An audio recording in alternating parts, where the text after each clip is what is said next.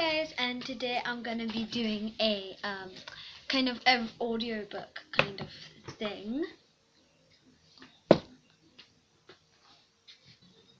So hi guys, and today I'm gonna be doing a video kind of thing, audiobook about Parvanas' journey. There's not that many books, kind of story, the audiobooks about it. But I really enjoyed this book. This is a book that I enjoy. I want to persuade other people to buy it. It is a very awesome book. Our class teacher read it in class, and then I bought my own book, Parvanas' Journey it's called. So yeah, it is a sequel to the best-selling The Breadwinner, a refugee in the minefields of Afghanistan. So this is probably what she looks like.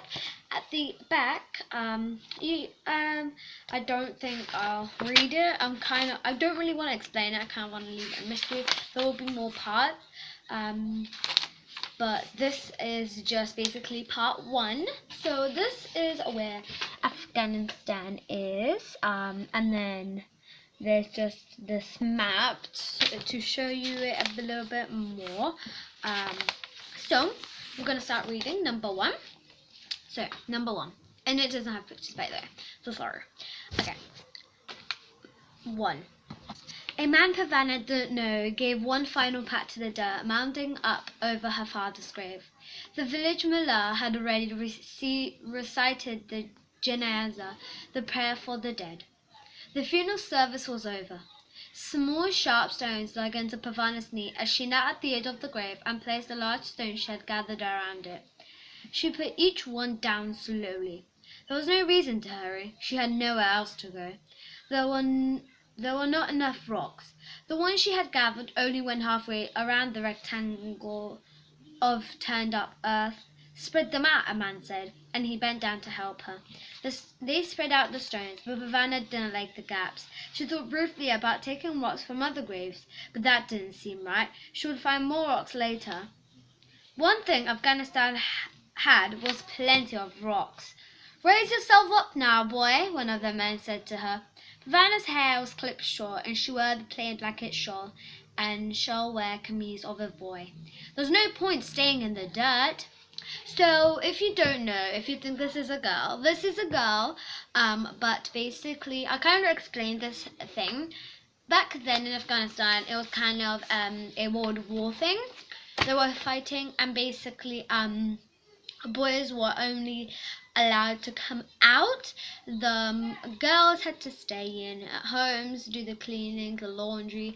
Men can only they could go out, do the shopping and everything. That was what they needed. If they saw a woman walking around without a man or just walking around alone, they would put her into prison and basically question her all of these questions. So that's why she's kind of dressed up as a boy, to kind of cover up. She did later on in the story you would know that she did walk around the city with her father. They allowed her to go walk around with her father because he was a man, she was a girl, but she was with a man, so she was allowed to walk around with her dad. Sorry if I'm not actually looking into the camera. I'm only sorry that getting kind of used to it. This is a new tablet, but yeah, let's get back into the start. "Leave him alone," another father said. "He is mourning for his father. We all have dead to mourn, but we do not have to do it in the dirt. Come on, boy, get to your feet. Be the strong son your father would be proud of." "Go away," Parvana thought. "Go away and leave me alone with my father." But she said nothing. She allowed herself to be pulled to her feet. She brushed the dust from her knees and looked around at the graveyard. It was a large graveyard for such a small village. The graves spread out in a haphazard pattern, as if the villagers thought that each person they buried would be the last. Parvana remembered digging up bones in a graveyard in Kabul with her friend, Shazia, to earn money. "I don't want anyone digging up my father," she thought, and she resolved to pile so many rocks on his grave that no one would bother him. She wanted to tell people about him, that he was a teacher, that he had lost one leg when his school was bombed, that he had loved her and told her stories, and now she was all alone in this big, sad land. But she kept quiet. The men around her were mostly old. The younger ones were damaged somehow, with an arm missing or one eye or one foot. All of the other young men were at war or dead. A lot of people have died here, the man who had helped her said. Sometimes we are bombed by the Taliban. Sometimes we are bombed by the other side. We used to be farmers. Now we are targets. Parvanas' father had been killed by a bomb. He had just died. Who are you with now, boy? Parvanas' jaw hurt as she held her face tight to keep from crying. I'm alone, she managed to say. You'll come home with me. My wife will take care of you. There were only men at her father's graveside. The women had to stay in their homes. The Taliban didn't like women walking around on their own, but Parvana hadn't given up trying to understand why the Taliban hated women. So that's basically what I have said, that they didn't really allow women to go out without a man, basically hated women. There were other things to think about. Come, boy, the man urged. His voice was kind. Parvana left her father's grave and went with him. The other men followed. She could hear the scuff on their sandals on the hard, dusty ground. What's your name? The man asked. Kasim, Parvana replied, giving him her boy name. She didn't think any more about whether to trust someone with the truth about herself. The truth could get her arrested or killed. It was easier and safer not to trust anyone. We will go first to your shelter and retrieve your belongings. Then we will go to my home. The man knew where Parvana and her father had set up their lean-to. He had been one of the men who had carried her father's body to the graveyard. Parvana thought he might have been one of the men who had checked in on them regularly, helping with her father's care, but she couldn't be sure. Everything about the past few weeks was blurry in her memory. The lean-to was on the edge of the village, against a mud wall that had crumbled from a bomb blast. There wasn't much to retrieve. Her father had been buried in all the clothes that he owned. Parvana crawled into the lean-to and gathered her things together. She wished she could have some privacy, so she could cry and think about her father.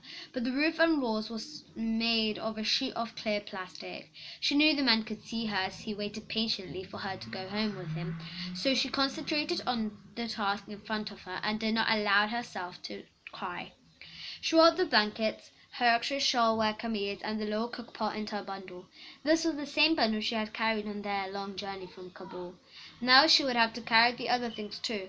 Her father's shoulder bag where he kept his paper, pens, and little things like matches, and the precious bundle of books they'd kept hidden from the Taliban. She backed out of the lean-to, pulling the bundles with her. She took the plastic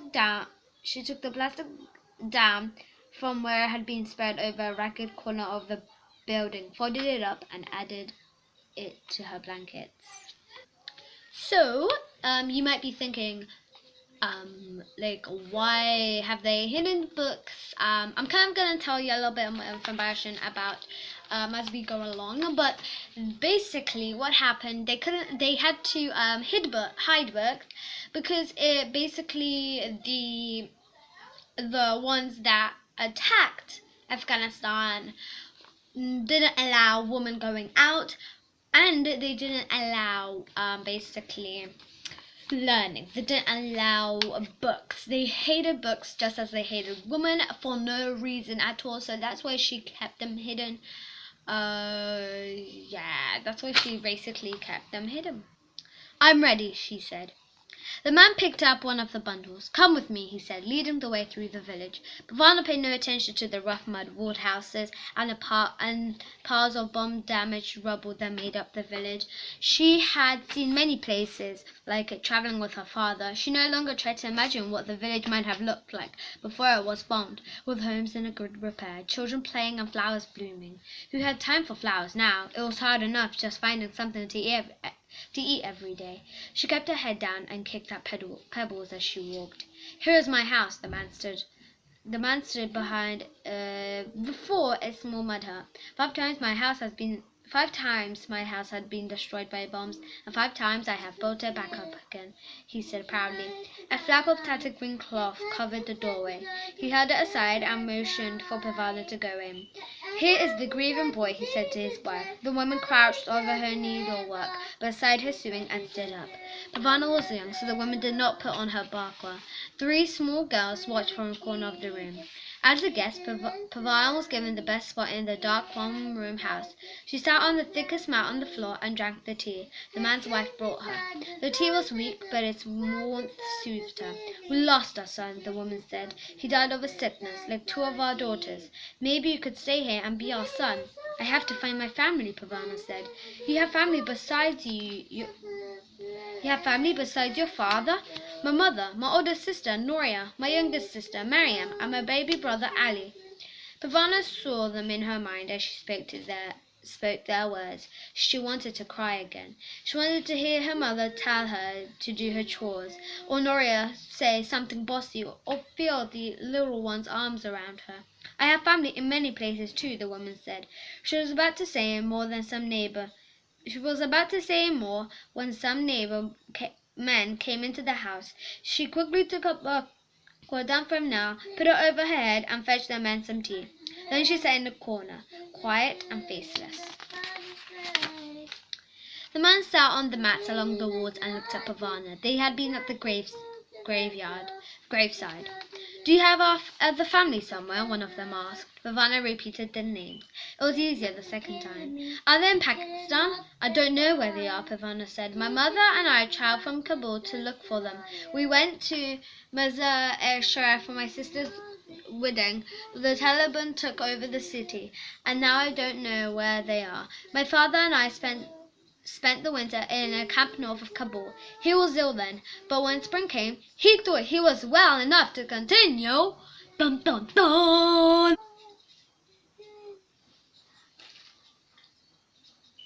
Hi, we're gonna keep on going from the start. Okay? Okay? Okay? Okay? But the manager... Okay. "But the Taliban took over the city, and now I don't know where they are. My father and I spent the winter in a camp north of Kabul. He was ill then, but when spring came, he thought he was well enough to continue." Parvana did not talk about her father's growing weakness. For days it seemed as though he would die while they walked along through the Afghan wilderness. When they arrived at the village, he just could not go any farther. So for so long now they had been wandering from village to village, from temporary settlement to larger camps where people displaced their war.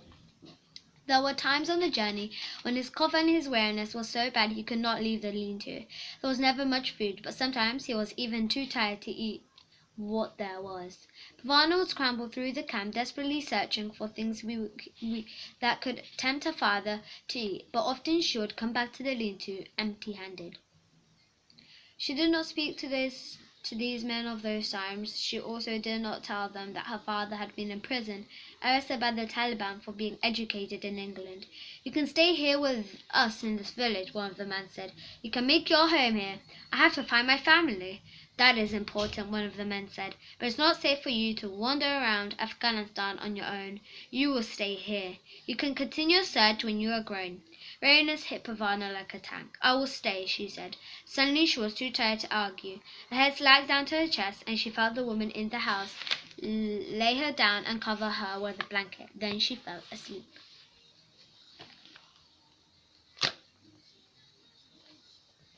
So I am gonna end this video right here. This is the first part of this